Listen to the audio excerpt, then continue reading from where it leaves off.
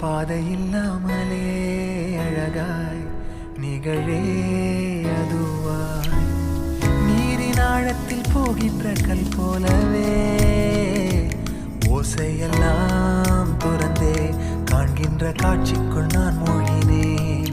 திமிலேறி காலை மேல் தூங்கும் காகமாய் பூமி மீது இருப்பேன்.